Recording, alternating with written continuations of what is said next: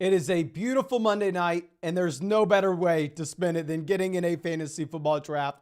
Let's go ahead. Let's pull up Underdog. Looks like the little board is filling fast, so if you're going to want to get into the little board, you're going to have to do that ASAP. Just dropped 30,000 entrants already, $3 buy-in, $150,000 prize pool, 15,000 first, 7,500 for second. We're not going to get into a little board draft, however. We are going to get into the larger tournament, the big board, the $10 buy-in, $2 million prize pool, 200,000 for first, 100,000 for second, all the way down the line. Obviously, best ball, no time commitment at all during the year. That's how we are able to spend so much time doing these. But let's go ahead. Let's pull this up. And sorry as I moved the screen over, let's expand this so it's a little bit of a better view for everybody here.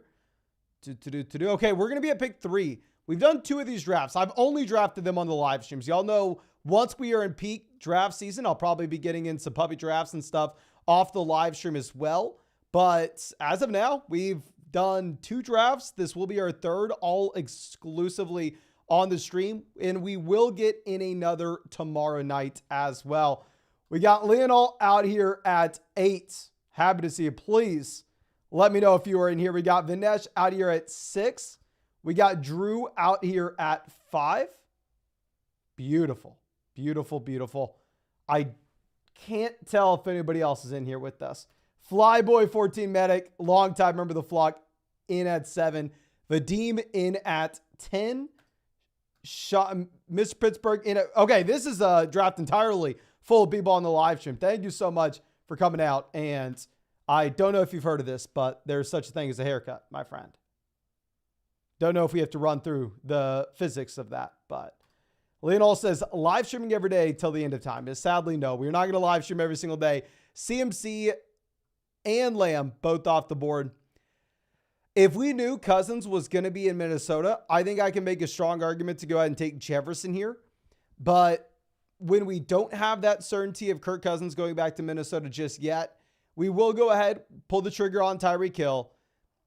I could see myself flipping this by the time we get to the start of the season and going back to Jefferson at the 101, even though it didn't work out, obviously with Jefferson getting injured, obviously with Cousins getting injured. I mean, outside of that, Jefferson was still averaging about 100 receiving yards per game. The man's beast, but I just don't want to be drafting Jefferson here. And then all of a sudden Minnesota decides to try to trade up, grab a rookie quarterback, and then it's just an ugly 2024 from a passing volume perspective. So I'd rather just take the guy that was on pace to break NFL records last year. Go ahead and take Tyreek. But we have Amon-Ra going before Chase. So it's very interesting to see CeeDee Lamb as the wide receiver 1 in this draft. Not something that I would do. I would go Tyreek over Lamb. If you wanted to go Lamb over Jefferson until you got the confirmation about Cousins in Minnesota, I understand it. Just tough for me to do so. And tough for me to also take Kyron Williams ahead of Bijan Robinson. Of course, Hook'em Horns. Y'all know this is someone that I have a strong bias for, so you should never listen to me with it. But I don't know. I mean, if I'm looking at the running back with all the pedigree, with the 3-down, even though Kyron was the guy last year, I'd still be a little bit hesitant to go through and pull the trigger with him at 8. But Nico Collins goes at 13. So the biggest thing that I'm going to have to update on flogfantasy.com before we actually are going to get to go hang out with the Underdog team in Arizona in about 2 days. I think I fly out on Wednesday morning, but I'm going to update my dynasty rankings on the site for everybody. And the biggest thing that I need to do is move Nico Collins up. Oh my gosh. Looks like the team at 11 takes Garrett Wilson, queues up Aaron Rodgers so they could have the pick later on. And then, I guess autos, I'm assuming that's what happens. This is why I do not queue any players this early on in the draft. I mean, I'll queue someone if we're 3-4 picks away, but I'm not going to be queuing our stacks this early on because I've seen this more than once. But DJ Moore off the board at 16. Allen goes 17. We may get a little bit of a quarterback run here if Aaron Rodgers is coming out here. But let's go ahead and pull this back up. Jonathan Taylor off the board. I will be drafting Jonathan Taylor again this season. If Taylor stayed healthy this past year, honestly, I think we would have been printing money taking Taylor at the 2-3 turn. Obviously, I mean, hindsight being 2020, the man ends up on the PUP, and we crash and burn because of it. But I will be going right back to the well with Jonathan Taylor when fully healthy. The man did look like a league winner at the end of last season. Okay. Now, Debo, Ayuk, both off the board. So we have the Super Bowl guys off. We still have the option to take Rashee Rice here if we really wanted. I understand that Devon Achane's the guy at the very top of ADP, and I completely agree if you wanted to go ahead, pull the trigger on Achane here. I'm just going to be a little bit hesitant until we actually get to see what we have in terms of a larger sample with him and actual volume. The issue, at least in my mind, with Devon Achane is this is a running back that, of course, was a league winner this past season. He was the most efficient running back in the NFL from a per-touch perspective. We still have never seen a running back at his size handle a 3-down workload. Now, maybe he does, and I'd be really happy to see it happen. But until that does happen, I'm not sure I'm going to be taking him over Saquon Barkley. Now we are on the clock. Diggs, Olave, Dell, all available. I think you make an argument for a couple different guys. I'm going to go ahead and take the player that we took in the end of the third round in our first draft. Looks like he is climbing up ADP just a bit, but I'll still be completely fine going ahead and taking Chris Olave here at 27. But you have a couple teams right after us. I mean, all the teams around us are going with a very wide receiver heavy approach out the gate. Lamb, Adams, Pittman, Jefferson, Ayuk, Dell, Amon-Ra, Debo, Diggs. It is interesting with this being a 20-round draft rather than an 18-round draft, which would be typical for Underdog. But real quick, before we go any further, let me remind you, for whatever reason, you don't know what we're doing. You must be living under a rock. We are drafting on Underdog Fantasy. It's where we drafted every single day last offseason. This is where we're going to be drafting pretty much every single day this offseason. It's best ball, so no time commitment at all during the year. You're not submitting your starting lineups every week. It's automatically done for you at the end of every single week. That's how we're able to draft hundreds of teams every single season. If you use promo code FLOCKTOP on Underdog, they're going to match your first deposit dollar for dollar up to $100.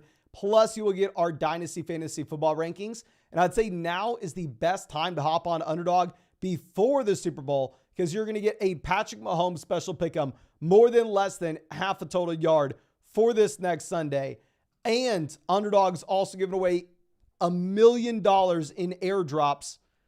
I don't think it's going to be one person getting $1 million. I think it's going to be like 10,000 people getting 100. I'm just guessing here. That's what I'm assuming.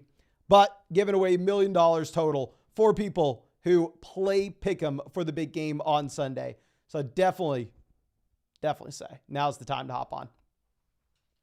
But let's go ahead. Duke says, one of my drafts with you last season won me 500.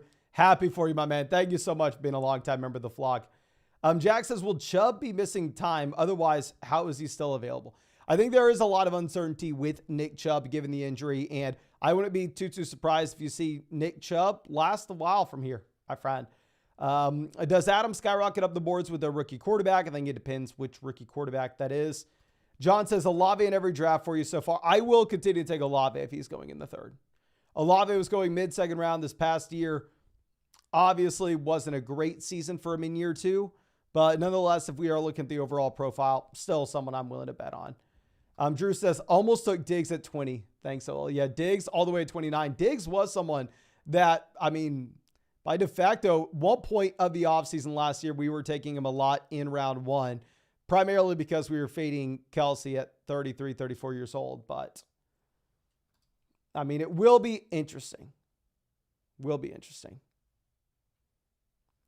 And yes, we barely broke a profit from this past season on Underdog. However, I will say if you accumulate all the hours that we spent drafting and divide that by what we won, we made less than minimum wage. Or I would have to do the exact math. I don't know exactly how much time we spent drafting, but sadly it was not like us winning multiple tournaments 2 years ago for 150,000. I told you all just based off probabilities that there was no way in hell that we were going to be able to repeat that this past season. And I believe we made less than minimum wage if you were looking at the real dollars won in drafts. Obviously, it's nice having an entertainment side of the business too, where we did make more than minimum wage on that end. Now, Kelsey off the board, 44. Let's see what Sean does. Sean took 3 receivers out the gates. I guess we'll go ahead and take Rachaad White. If you look at how ADP opened up when these drafts first dropped, you did have Rachaad White going as a second-round pick, but those were just off projections, not real ADP like we said last week. Now it does look like, I guess, Rachaad White's going to be more so a late fourth-round pick, at least based off this draft. If you look at where ADP has him, they still have him in the late third. James Cook off the board at pick 48. Seeing James Cook here does make me feel a little bit better about a Rachaad White selection.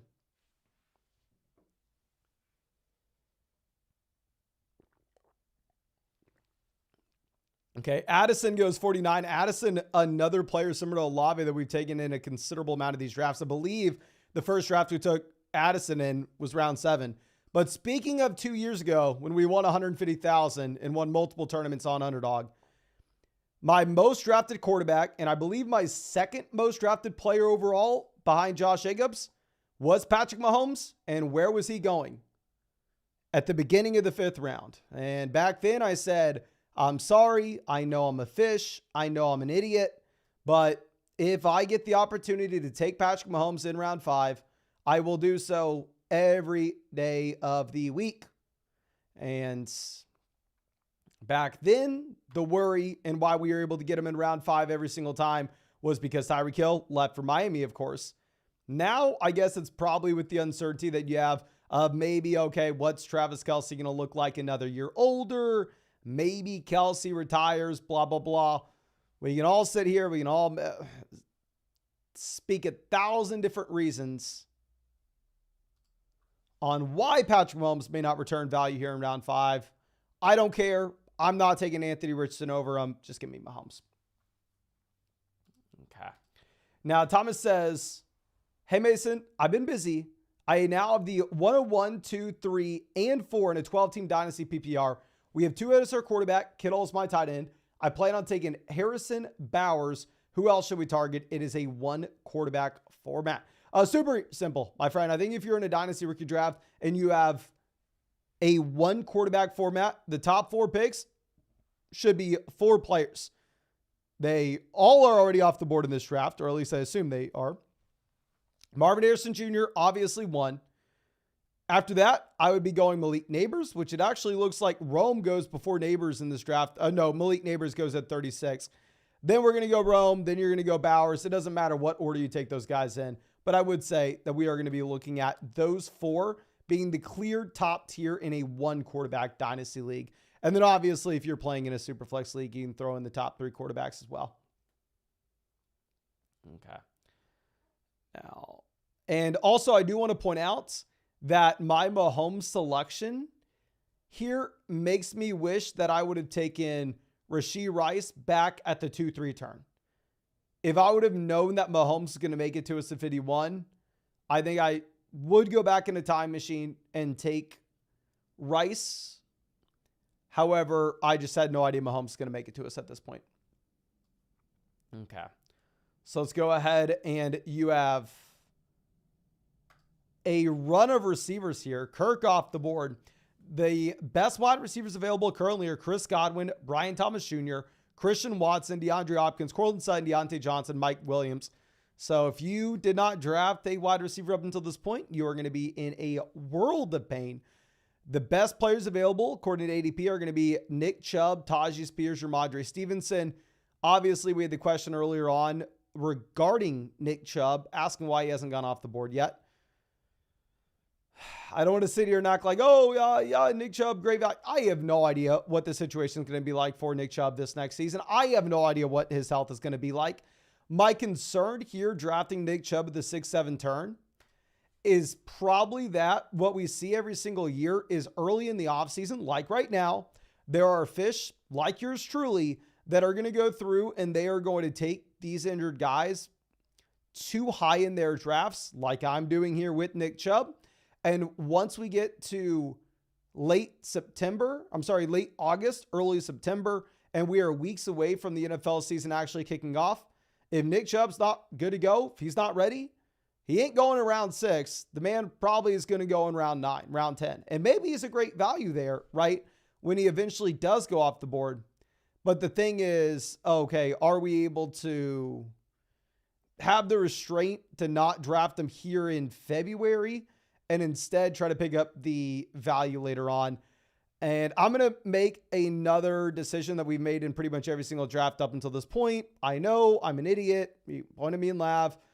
I see Justin Herbert in round 7, and I will be drafting Justin Herbert in round 7. Now, there are a couple different moving parts here. One, obviously, let me just reiterate in case you're new. This is best ball, so you're going to be drafting multiple quarterbacks.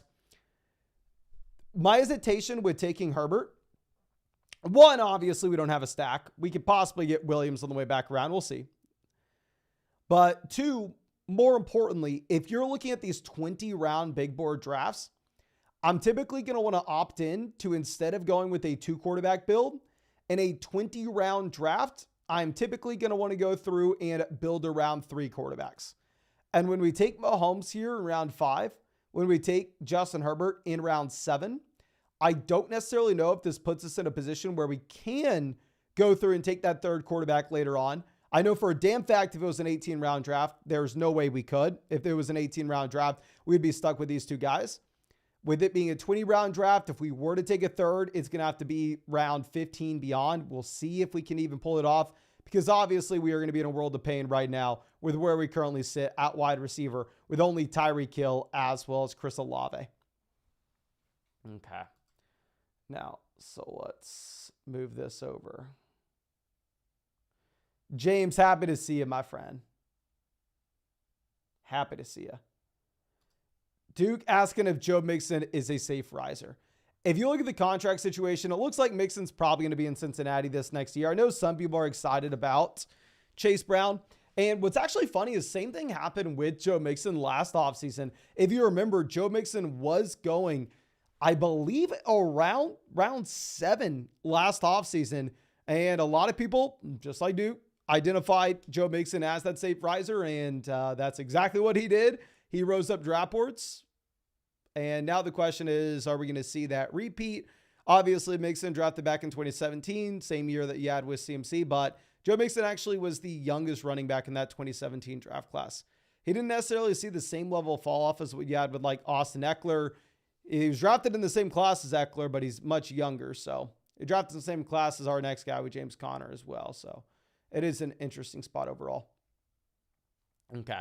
So I'm going to go ahead. I'm going to reach on someone. We will take TJ Hawkinson here as our first tight end off the board. We are not going to think about this too much. We're just going to take best player available, and very similar to what we have with maybe Nick Chubb. Maybe this TJ Hawkinson selection is just straight up fool's gold if this is a player that's not going to be ready close to the start of the season. And instead of taking him now, we could potentially be much better off to just wait and take him at a greater discount than at the 8-9 turn once we actually get to the start of the year, which is 100% a possibility.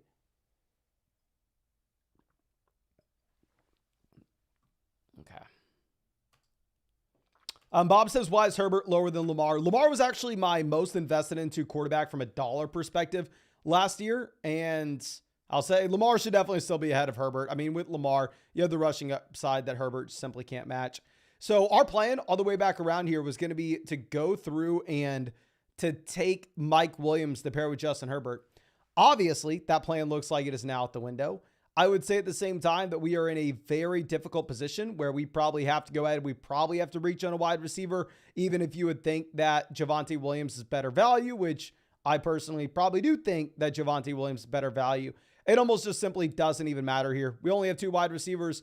Our plan was to get Williams to stack with Herbert. Clearly, we whiffed on that. If we had a time machine, which if I had a time machine, I would be much, much richer. I would have won Best Ball Mania 1, Best Ball Mania 2, Best Ball Mania 3, and then probably arrested because people would have either realized I had a time machine or I was cheating. But if I had a time machine, nonetheless, I would have taken Mike Williams instead of TJ Hawkinson. But we rolled the dice that we could get both. It was a mistake. And maybe we should have just taken Mike instead. Okay. Steve says Bowers could be the next Kincaid. I mean, obviously you're hoping if you're taking Bowers that he's the next Laporta. And Bowers is going behind where I believe Kyle Pitts went year one.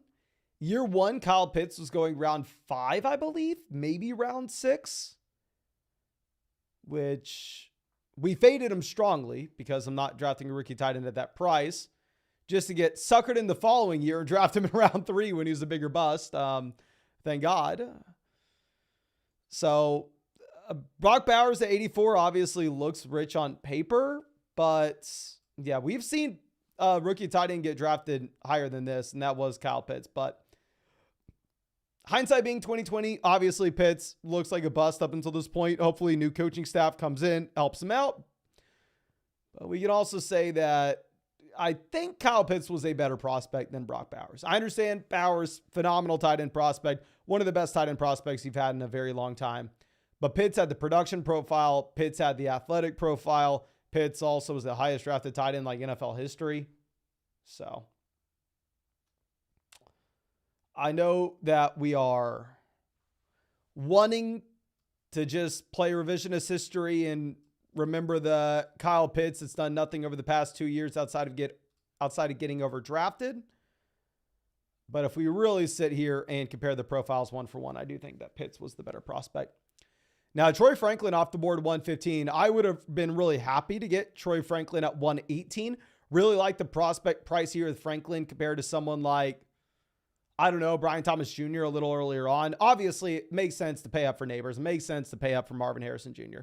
But I think once you get past the top 3 wide receivers, I'd much rather take a shot on some of these cheaper rookies, such as Troy Franklin. Okay, so Jaden Daniels goes off the board. Love the Jaden Daniels selection. We're going to go ahead. We'll take Tyler Lockett, wide receiver 53. I mean, we just need wide receivers that could possibly have random spike weeks. Maybe that's what we are going to get here with Lockett. We are just going to continue to take a bunch of these pretty bad wide receivers and hope that they can piece together somewhat productive seasons this next year. Probably going to, I don't want to say anything until we're actually on the clock. So Kmet off the board 120. Kmet's not really someone we're considering here because in a 20-round draft especially, I am planning on going through and I am planning on grabbing 3 tight ends. So can y'all please let me know right now, our 2 selections are going to be Adonai Mitchell or Gabe Davis. My favorite player probably in a vacuum is Zach Charbonnet here, but I just simply don't know if we can draft Charbonnet at this price point.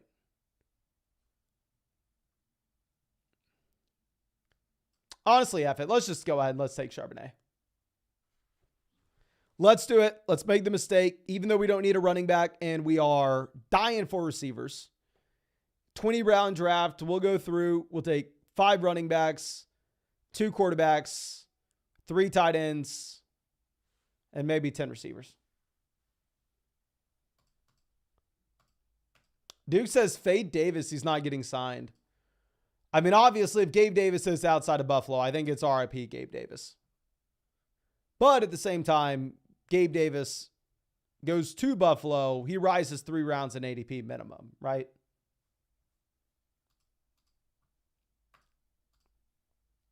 But yeah, if you're taking Davis there, it is just a straight up bet that he will be a Buffalo Bill, which could very easily be the case. I mean, I think it would make the most sense for Gabe Davis to go back to Buffalo, but I'm sure Gabe Davis is just going to go out there and take the most amount of money he can, and that's probably what I would do if I were him too. Zazie says Roshan was the pick, Mason. I would love to throw up a hook of horns and say, let's take Roshan Johnson. But I mean, Charbonnet did cement himself as the receiving down back in Seattle this past year. And a big thing with Charbonnet as well is this is a new coaching staff coming in. They don't necessarily have the allegiance to Kenneth Walker. Charbonnet did have a 3-down profile coming out of UCLA. He was selected in the 2nd round as well. Like I said, this coaching staff, more importantly, does not have an allegiance to either running back in this backfield. I think Charbonnet does have a 3-down profile. I think Walker has a 3-down profile. But if I can get Charbonnet here, not 11, I'm completely fine with that price.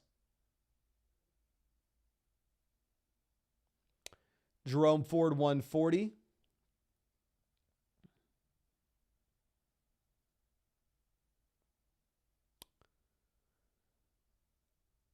pretty decent Cousins value. Worthy goes. So we're going to go ahead. We're going to take Ladd. Apparently he was good at the Senior Bowl. I don't freaking know. Right now he's projected to go late round 1 of the NFL draft, early round 2. I hate his production profile, but at the same time, the man ran like 140 routes this past season. So like when you're injured, it's hard to hold it against you too much. NFL talent evaluators really like him based off his projected NFL draft capital. We want to be taking a stab at some of these rookies, especially if we can get some of these cheaper rookies that can steam up in ADP based off how the combine and NFL draft goes. So we'll go ahead. We'll take Ladd here at 142. We need a receiver. I think it makes a lot of sense. Now we are going to be back up on the clock, and we are going to be staring at either Joshua Palmer or Quentin Johnston as the best wide receiver available. Obviously, this lines up with our Justin Herbert selection as well.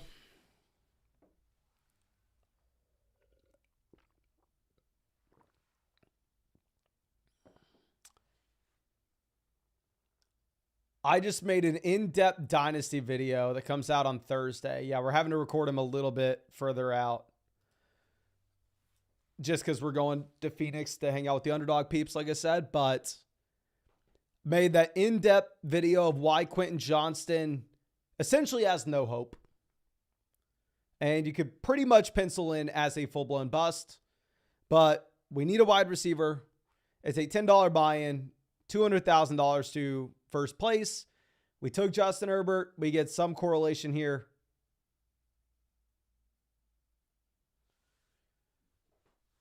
We'll throw the pig in the garbage. Throw the pig in the garbage just so we can put some orange with this team and try to act like we just got another receiver. Now, let's go through and show this team so far. We are sitting with Patrick Mahomes, Justin Herbert, a quarterback. Feel very confident about that. Going over to running back, we have Saquon Barkley, Rachaad White, Nick Chubb, Zach Charbonnet. Actually really like our running back room. Tight end, we have Hawkinson. Would love the Hawkinson value if the man's healthy. Obviously a big if. Wide receiver, we have a couple guys holding it down at the very top with Tyreek Hill, Chris Olave. We have a couple veterans that maybe can give us some random spike weeks or two with Hollywood Lockett. And then we have 2 question marks, one of which probably turns into nothing with Quentin Johnston, but does correlate with one of our quarterbacks. The other, I don't love his profile, but at the same time, he probably gets the NFL draft capital. Maybe he can get steamed up these draft boards with ADP. And typically we are wanting to take a swing on a couple of these guys. What I would have rather had, though, is I'd have rather had like Ladd and Xavier here at the 12-13 turn. That probably would have been my preference, taking a swing on 2 of these wide receivers. I don't know if we need to keep talking about this, but yeah, Justin Ross has no relevance. Please. Do not go through and just have Justin Ross in your mind. Shouldn't even impact what you're thinking at any point. Now, Vadim takes Isaiah Likely, 159. You have Bucky Irving and Jaleel off the board. Guys like Keaton Mitchell and Jaleel, I just automatically assume they're never going to be anything. I know it's probably a bold assumption. And it's because I said that, they will be the next Puka and Kyron Williams. But I don't know.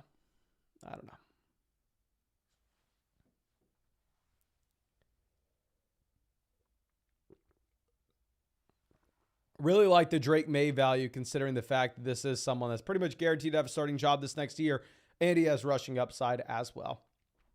Will be interesting to see how the rookie quarterback ADPs shape up this year, just because obviously we're coming off a season where CJ Stroud was such a strong value. We're going to go ahead. We'll take Elijah Moore. With Moore, 104 targets this past season. Still young, first year in Cleveland. Not thinking that he is some great player, but thinking that we have a shot at some spike weeks here. TC says, does Kadarius Toney have relevance in 2024? Now, I got to give me some credit here. Did I or did I not come out and label Kadarius Toney as the worst draft pick in fantasy last year when his ADP was ahead of Mike Williams and people were calling me an idiot because yards per route run? In-depth video explaining exactly why it was wrong. It turned out to be 100% correct. And you better believe I'm going to flex in the few spots that we were able to. So the next time we'll be back up on the clock, there's not going to be a guaranteed starting quarterback for this next season. We can go ahead. We can take Baker, say, okay, if he's back in Tampa, we get some correlation with Rachaad White. It's next to Treylon Burks, Gus Edwards. I'm pretty confident that we are getting more points out of quarterback 3 here, contributing this team in a 20-round draft in comparison to what we would have with some of these other wide receivers or running backs. So we'll go ahead. We'll take Baker. I do want to reiterate, if this was a draft with only 18 rounds, I would not be even considering a third quarterback after taking Mahomes and Justin Herbert.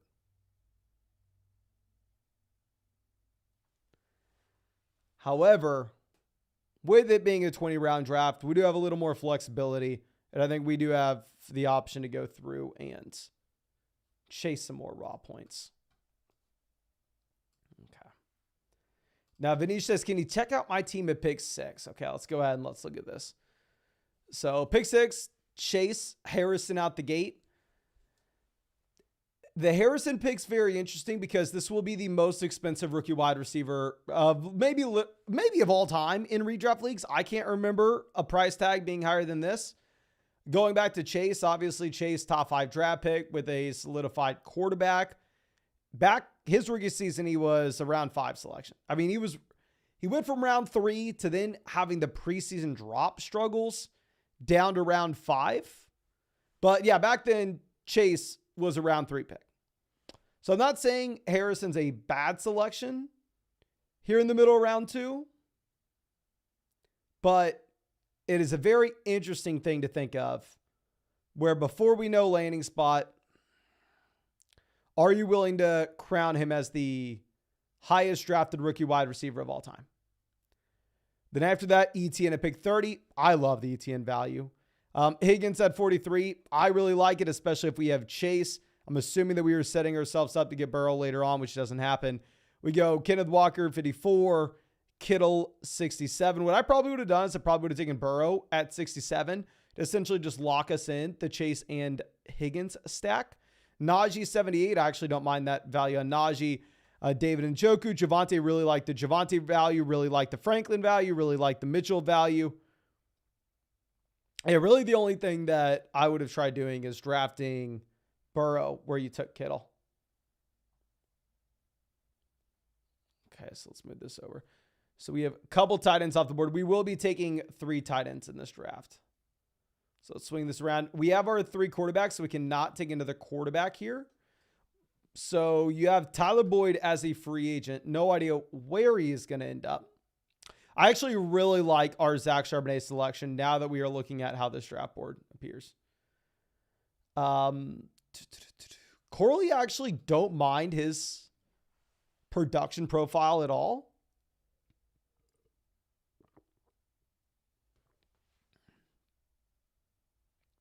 We're going to take Mingo, though.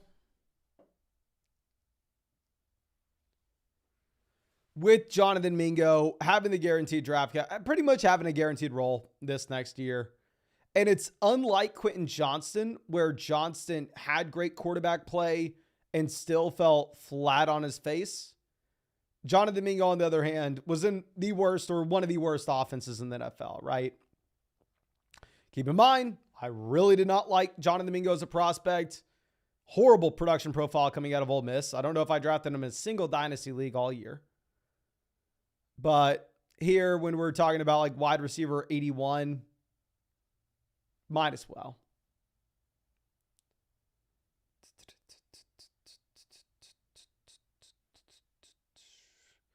Bryce Young off the board, 192. What are we going to do? I think we'll go ahead What we could also do, let me think about this. 18, 19, 20. We could take a running. I think we're going to take A.J. Dillon here. I actually don't mind Dillon or Gibson. Just saying, okay, they're both free agents. Maybe one of them just falls into an okay situation. Another guy that if you were trying to take at low ownership that may be interesting would be Tank Bigsby down here. But we're going to go ahead and take Dillon and hope that he just finds somewhere in free agency. I think we would have the option based off what the draft board looks like over the next few rounds. If we didn't take Baker and instead we took a running back where we took Baker, I think we could have got away with taking 4 tight ends in this draft and only 2 quarterbacks. Maybe that would have been the right thing to do. I don't know. But since we took 3 QBs, I think it'd be very difficult to justify taking 4 tight ends. So we're probably going to have to stop at 3 tight ends and really hope that TJ Hawkinson can hold down the fort for us. And maybe we take a wide receiver instead of a running back. It really just comes down to who's available. Is there anybody that looks somewhat interesting? I think in the last draft, I think we turned it off by the time I was back up on the clock, but maybe we took Alec Pierce. You have Odell Beckham Jr., Michael Thomas as guys that aren't getting drafted right now. DJ Chark also not getting drafted. I'd be more willing to take a swing on like a wide receiver like Michael Thomas at 105 at low ownership than like one of the running backs like Dalvin Cook, Kareem Hunt. We got so lucky with Kareem Hunt this year. Like I said at the top of the stream, we barely made money on Underdog, but if it wasn't for Kareem Hunt signing and just scoring some random touchdowns, it would have been, I don't even know what would have happened because Kareem Hunt was like a top 5 running back for us. It's just essentially setting up a prayer that he signed somewhere like Miami or Dallas, which obviously he did not. And even when he signed to Cleveland, clearly the man was just absolute toast. But we actually got some usable weeks out of him just because of touchdowns and touchdowns alone. Like, let me go ahead and let me pull up. How many touchdowns did Kareem Hunt get? Like, the Kareem Hunt pick that we made last year was a horrendous selection looking back on it. But we ended up just getting very lucky with it, that it worked out at all. Yeah, he had 9 touchdowns last season.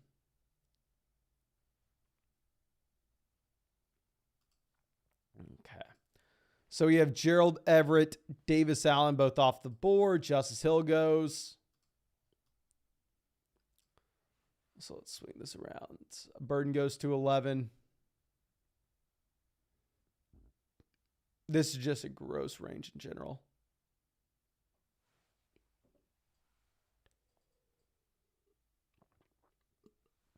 We're going to go ahead. We're going to take Noah Fant. Love Noah Fant as a prospect. I mean, this is someone that actually was the same school, same draft class as TJ Hawkinson. The Devy Dynasty community was super excited about Noah Fant from the time he was pretty much 19 years old. And then TJ Hawkinson went from a tight end that really wasn't on the radar, like back when they were true freshmen, true sophomores, to by the time they actually got to the NFL draft. Obviously, Hawkinson went before him, but Noah Fant was a very exciting prospect in his own right. Clearly, it's not panned out so far. I don't know. Maybe he finds himself a better spot this next season. Tank Bigsby, Alec Pierce, both off the board. You have Bo Nix going at 218. Let's see. Are there any interesting tight ends?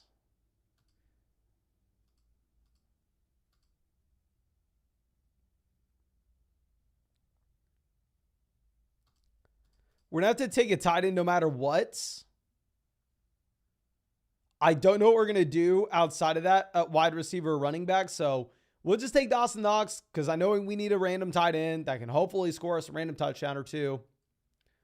And then in round 20, we'll take probably a wide receiver or running back at low ownership. We'll have to scroll down a bit and try to find someone that we like.